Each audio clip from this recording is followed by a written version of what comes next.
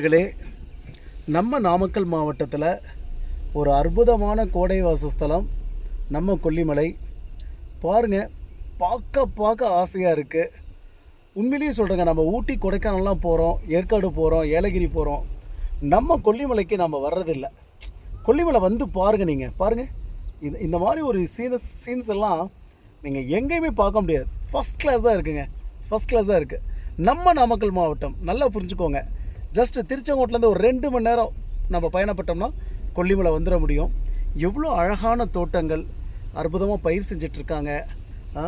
பாருங்கள், நம்ம வந்த வழி பாருங்கள், அற்புதமாக இருக்குங்க, அற்புதமாக இருக்குது.